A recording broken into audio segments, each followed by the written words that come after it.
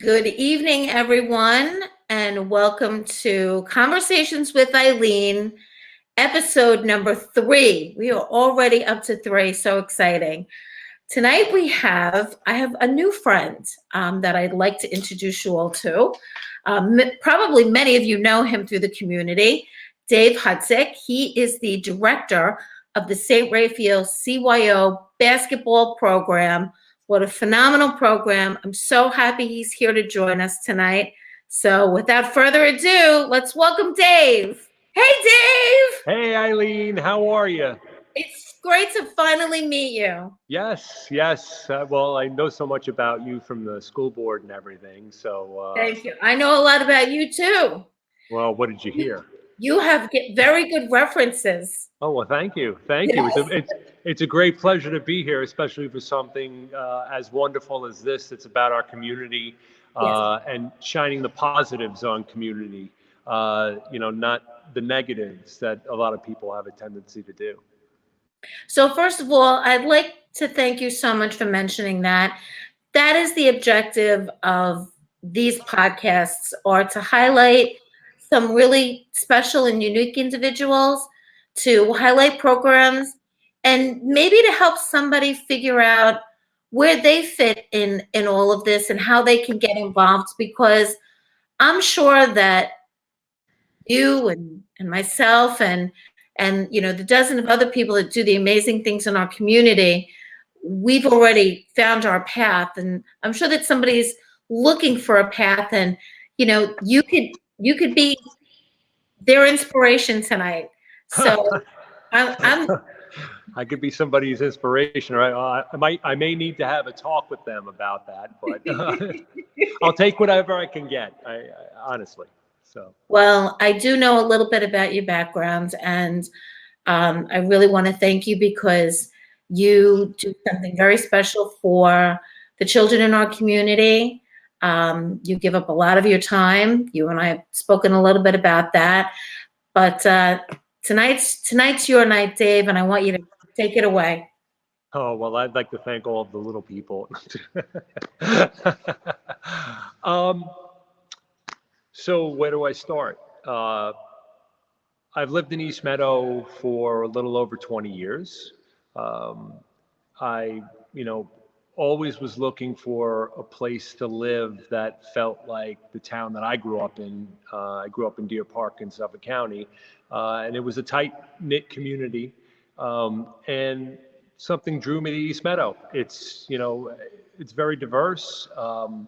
The schools are great, and I knew people that lived here, and they were great people. So, and along the way, I've met even more great people, and I just think it's wonderful what people such as yourself and Todd Weinstein, do for the community. They just want to bring joy to it and have people involved and show some pride in the town they live in. And you honestly, I don't think you get this in the majority of communities. So it's a wonderful town, and I'm glad to be a part of it. So you and I actually have lived in the community a little over 20 years. I find that interesting. And you were drawn to East Meadow. You and I have really a lot in common. And then you had said that you knew some people that lived in the community. Want to pick it up from there? Okay. Yeah, and all the people that I knew that lived in the community were wonderful people. Very proud of where they lived and spoke about how great the community was and how the schools were and everything. And I felt it was a place where, I wanted to raise a family. There's wonderful people in the community such as yourself and Todd Weinstein and just the business owners. Everybody's just so inviting and so committed to, having a positive community, and particularly for the kids. I coach basketball. You never see me coach another sport in the community, but there's wonderful volunteer coaches in the Little League and softball and lacrosse and flag football. there's a lot of people that step up and volunteer their time for the benefit of the children. Yes, and you are one of them, so thank you. Well, you're welcome. So when did you get involved with the CYO program?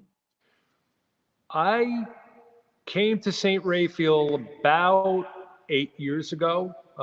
My son was in the 5th grade, and he just graduated high school, so that makes me feel officially old. And he wanted to play CYO basketball. He knew that I played college basketball and that I've coached, and I swore I would never coach my child, having grown up seeing parents coaching their children. But it actually wound up being a wonderful experience for the both of us. He had moved out of town with his mom to a different town close by, and he no longer played. And I felt, all right, well, I love coaching, and I've coached at various levels. I was like, I'm not just going to leave now. So, longer story longer, I've been in the program ever since. I've been a board member for about 7 of the 8 years that I've been here, and 2 years ago I took over as the director of the program. And now I have my youngest child, Molly, who plays on the girls' team that's going into 5th grade. So she started last year. So it's been a joy coaching her, but it's also been a tremendous joy coaching, kids that I didn't know. I have the boys that are entering 8th grade now, and I've had them since the 4th grade, and I call them my other sons. I've had an impact on them since 4th grade, and we've had some wonderful experiences. So it's, fulfilling for me to be able to teach what I'm passionate about and have players take that ball and run with it, and at the same time talk to them about life and help them grow into fine young men, hopefully. And at the end of the day, isn't that what it's all about? It really is. It was almost like, I've coached in competitive basketball, and I swore I would never do it again, and then I went back to it, and then I swore I'd never do it again, and I'll probably wind up going back to it because I love the game. But there's just a lot of things in the travel sports that get a little bit crazy at times. So if I'm going to do it again, I'm going to do it the way that I want to do it, and the vision that I have for it. But in the meantime, having played CYO growing up myself, I feel it's like as grassroots as you can get. It's tied to the community. It's all kids from within your community, and you can build something positive out of it. And I believe that in anything that you do, regardless of having the best athletes and having the best players, is having the best culture.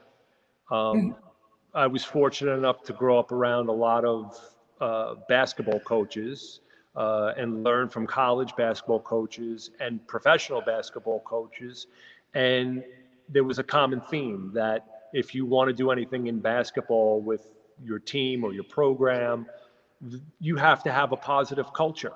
And that's kind of my vision for St. Raphael, and a lot of people are really buying into that, and we've got wonderful volunteers and wonderful parents and wonderful kids.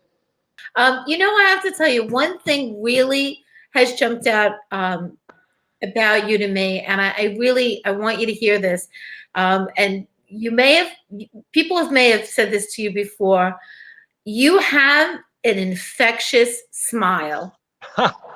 Oh, stop it, Eileen, stop it. And I mean that so sincerely, because I'm looking at you and I'm listening to you, and I can see it, but I can feel it from you. And that truly shows your commitment to the children, to the sport, to the program, and it's just you're infectious. Oh, well, You really are. The enthusiasm, you try to relay it to everybody, and some people buy into it and some people don't. But and I'm a people pleaser. I like to make everybody happy, and so sometimes I get oh, this parent isn't into the program. Like, I've got to get this parent into the program and committed to the culture that we have here. It's just like with anything else. People are gonna Right. go along with you, Right. and people aren't gonna go along with you. But oh, there goes the light Yes. in the gym. I forgot about that. We have lights on timers, so I gotta wave my hands around to get the lights on. As a matter of fact, hold that thought 1 second. We're gonna have to get our phones out for you. I have to thank the parish administration for, putting lights on timers, so it's one less switch that we have to shut off before we leave the gym. So, and thank them for allowing us. It's 2 years ago, actually 2 years ago, we renovated the whole gym, and did the floors and new bleachers that you could see behind me, and new rims and I see backboards. that. Yeah, so got to give a big thank you to our pastor, Father Holes, who is 100% behind our program, and a huge supporter of it, as well as the rest of the parish administration, from our business manager, Diane Lawler, to Nancy Osborne, our parish secretary, and the parishioners here in the parish. Yes. It's been, and Deacon Vic comes to the games with his wife, Linda, and Awesome. yeah, Awesome. they're huge supporters, and they understand it's, CYO is a parish thing, but we have kids that aren't parishioners, kids of different faiths Sure. and backgrounds. Absolutely. So it's an all-inclusive program. I wouldn't want it any other way, to be I love honest with that. you. I love that. So this is an important program that I wanted to bring to light. I wanted to give you a little bit more exposure, because there's always a little bit of help that you need. And I wanted to ask you, so what kind of things do you need? How can the community give back to you, giving to the children of our community? Well, actually, the largest issue that we face from expanding is we have one gym facility. And obviously, due to the pandemic, the public schools, gym permits weren't being given out. So, Right. and as the school district has been wonderful to deal with, but we needed a little bit more gym time. And obviously, as this passes and we get back to a little bit more normalcy, Sure. I had a plan to be able to expand the program, but it would require more gym time. I mean, the district would give us one night a week, and they're very great to deal with. And the athletic department and the facilities manager in the district is fantastic. But we do require a little bit more gym time than what we have here. And obviously, the pandemic has held everything up, and that's no fault of anybody except this horrible virus. But yeah, I mean, we're very lucky. We run an annual girls tournament every January. I believe we're up to about our 5th year of it. Okay. We didn't have it last year. And then our annual boys tournament, which is a much larger tournament that's been around for almost 15 years, is every February during President's Week, and it runs for 10 days, and there's 40 teams, and those two tournaments are our fundraisers. We have raffle prizes, we have concessions, we have T-shirts that all the players get, we give away prizes, and we've been very lucky that the local businesses participate, whether it's they do a sponsorship for the T-shirt, or whether they donate a gift card for one of the raffle prizes, that we do. The businesses have jumped at the chance to participate. And what's funny is, the guys over at Garden Social, before they even opened up, Yeah, yeah, they're such wonderful guys. I mean, they're Yeah, real. that's a Bob Russo. Well, Bob went to St. Raphael when the school was here. So, but all of them, every single one of them, from Bob to Dave, Yes, James Pete, to well, Chef Kevin, those guys all wanted to be involved, and they weren't even in business yet. And so we went to them and we put up their step and repeat up on our stage, and they donate gift cards and they donate towards the t-shirts, and they just want to be involved, and it's great. They come down and they take in awesome. some of the games, and then Dan Rakovich from Allstate does a sponsorship Yep. for the t-shirt. Great. Dan, I was on Dan's podcast going I know back you about here. 3-4 years ago. But it's really incredible. And then, on the donation front, we have a lot of alumni that went to St. Raphael. So, I wasn't the director at the time. Alex Clark, who was the previous director, the alumni had come to him, and they actually had donated money to renovate the gym and helped out with that. Just a lot of great people who have fond memories of living in East Meadow and attending school here at St. Raphael. It's drawn them all back, and it's been great. So we don't go out and say, hey, we need you to write a check. We like to do it, and we also like to involve the kids in it, like when we run our tournament. So, it's 10 days of games. It's 100 and something games. Wow. And yeah, it gets, That's a lot of running.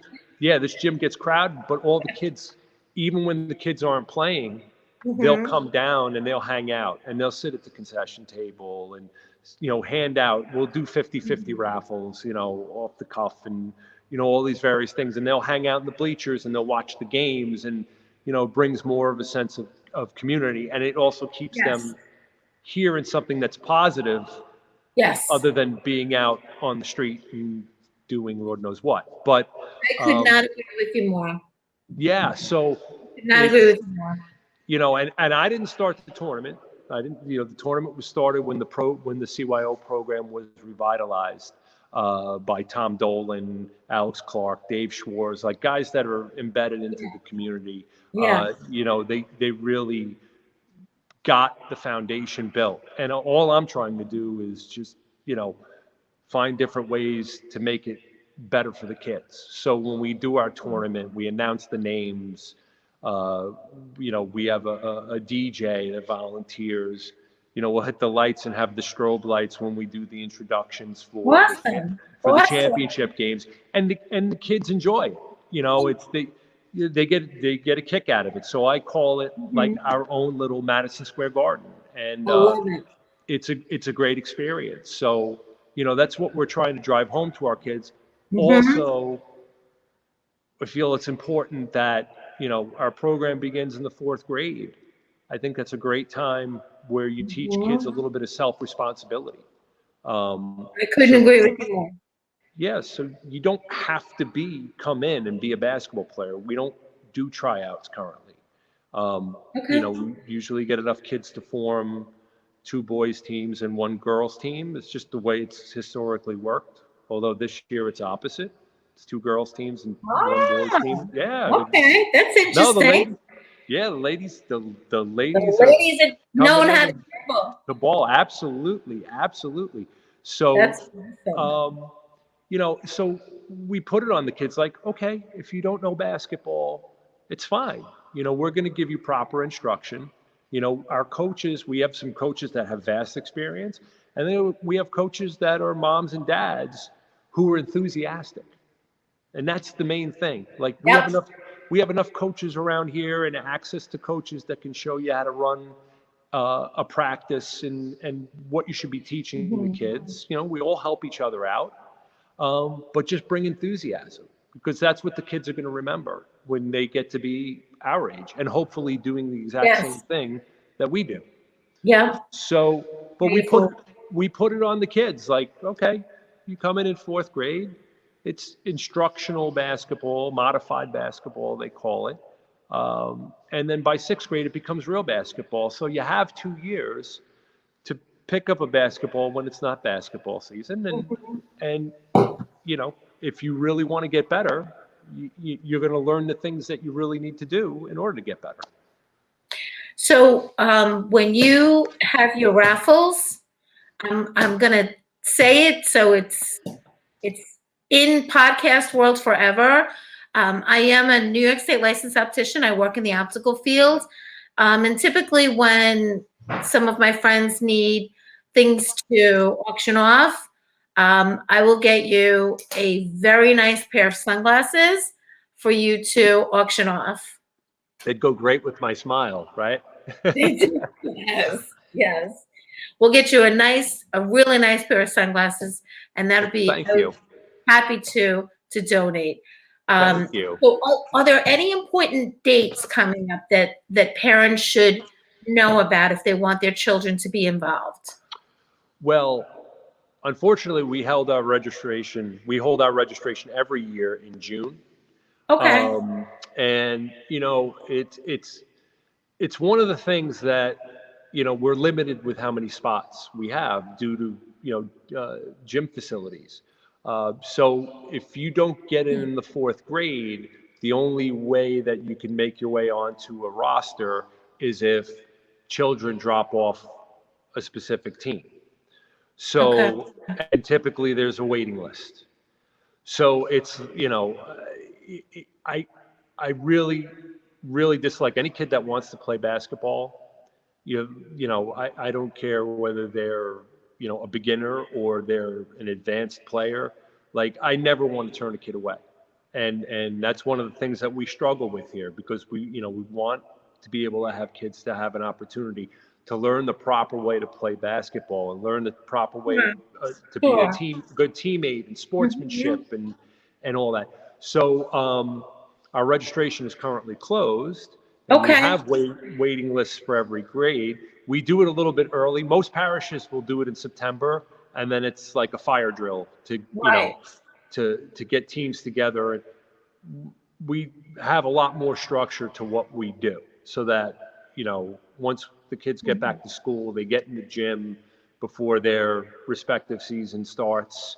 So unfortunately, our registration is closed. But it's always announced on our Facebook page in May. For 2 dates in June. And why don't you share your Facebook page, and then I'll also post it with the podcast. Oh, okay. It's ST Raphael, all one word, .CYO is our Facebook page. We have it. I decided to set it up as like a personal page. So that people can send friend requests, so this way we could filter out, because it's children and we have photos of our events, and so we want to make sure that that we know who's coming to our page and whatnot. Sure. So I'll make sure that I post that, and when February rolls around, which I know it's August 9th, but gee, it kind of feels like fall is right around the corner. The summer just went by so fast. Yep. When you are getting ready to have your tournaments, I will make sure to touch base with you, and we'll help in any way we can. Thank you. Get you whatever you need, whatever that is that you need. Now, one other thing I wanted to talk about, because I really found this really fascinating. So there is a young man by the name of Matt Doherty. Would you like to tell us about him? Sure. First of all, he's just, when you talk about basketball, Matt was a starter on the North Carolina team in 1982 that won the national championship. He played with this guy, Michael Jordan.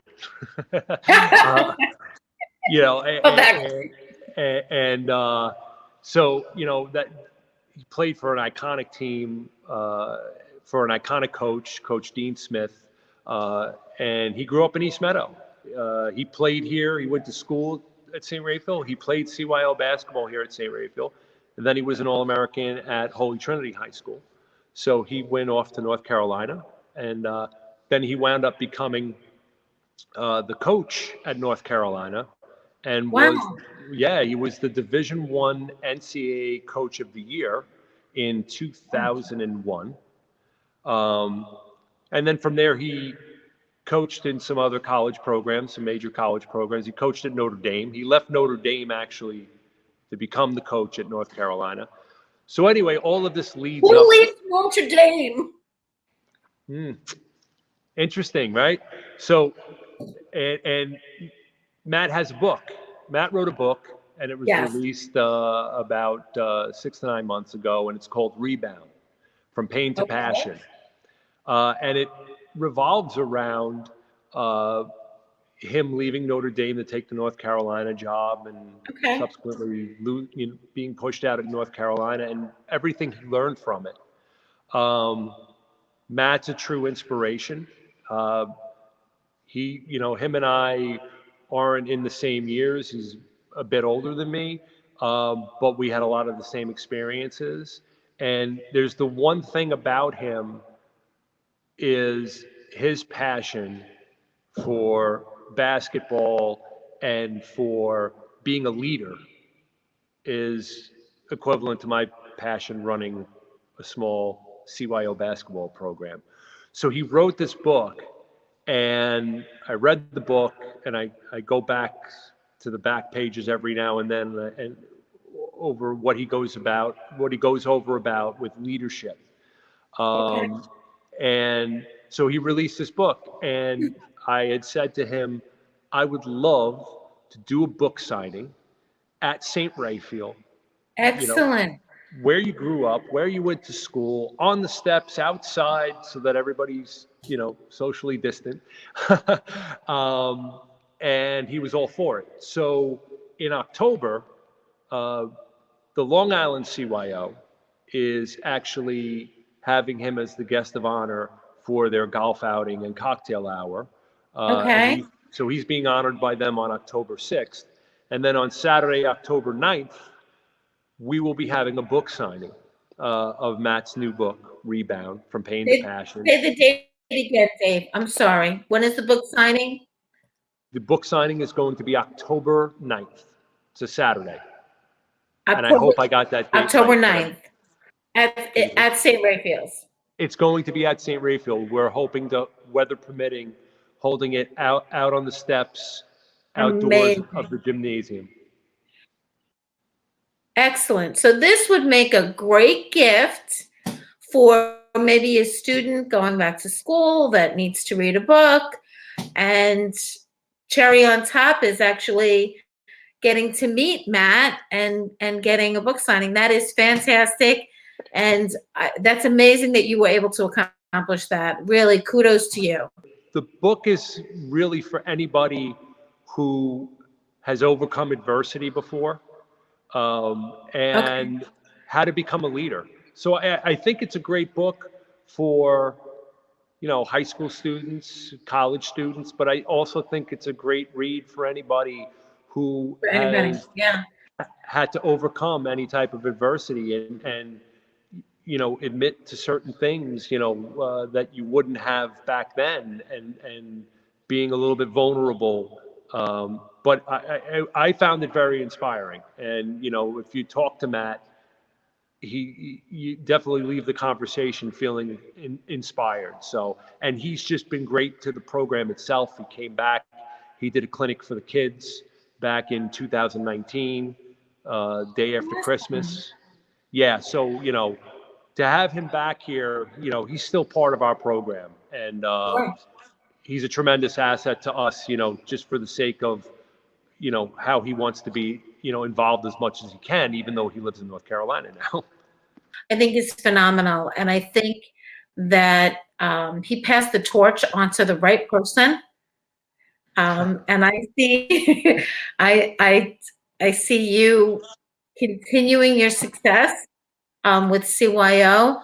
We'll make sure that we post links to the book. So if anyone wants to buy the book, I'm sure there's 1,000 ways you can get a book on the internet. And I think that is a great inspirational message that we started with your infectious smile and your infectious passion and laugh, and we've had an absolutely great time, and it has been my privilege to meet you and to hear your story and to highlight your program, and then to really just sum it up with this individual who was kind of the forefathers to this is there's no limit.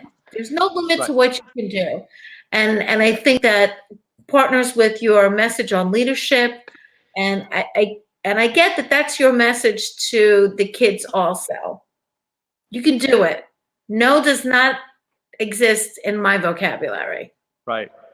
And you're going to have failure, but you have to persist till you succeed. It's what you do with it. Absolutely. Once you fall down, you learn to get up. Right. Any last words? Anything? I want to give the last word to you, Dave. Words of wisdom. I don't have any words of wisdom, right?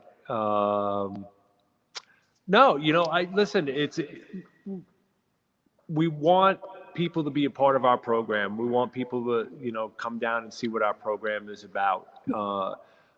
We want kids that are going to come in and be enthusiastic and take self-responsibility, really push themselves to become the best that they can be, and understand that it's just like school. If you don't study for your test and you don't do your homework, you're not going to do well, Right. So come down, have fun in our program, do the best you can, and pick up basketball and get better. I mean, that's, you'll never see me coaching any other sport in town. I'll defer that to all of the other coaches who do a wonderful job at it.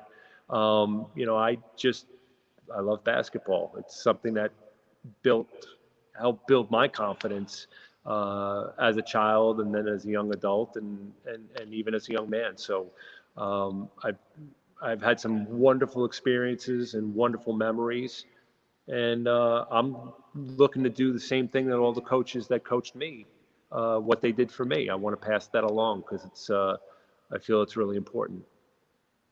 And we get that message. You can, as I said before, you can see it, but more importantly, you can feel it. Dave, you are truly just such a likable human being. Thank you so much for your time. Well, thank you for all you do for our children.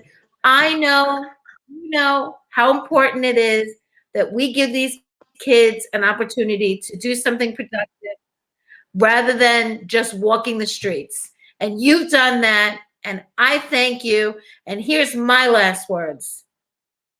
Be like Dave. Whoa. Just be like Dave. You know what? You give back. You give back with pleasure and happiness and enthusiasm, and it shines through. So Dave, you're my new friend. I'm so glad we got to do this. It was such a pleasure meeting and talking with you. And I really thank you so much for being a part of this. And thank you. I think it's great. I've had a very long day. I've been in this gym for like the past 5 or 6 hours now. But thank you so much. I think it's anything that's for the community. I'm always for. But I don't know if everybody wants to be like Dave. That depends on who you ask. But thank you very much, Eileen, and thank you for everything that you do for the community as well. It's always greatly appreciated, and it's definitely not going unnoticed. I have this is the beginning of a long friendship. I have a feeling. Well, we'll be hitting you up for donations every year now.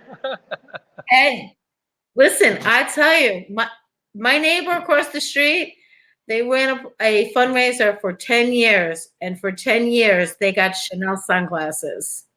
Oh, well, I will only wear them if they have rhinestones going around the lens. I'm thinking a little something sportier for you. I have something in mind. something in a fuchsia with sparkly diamonds.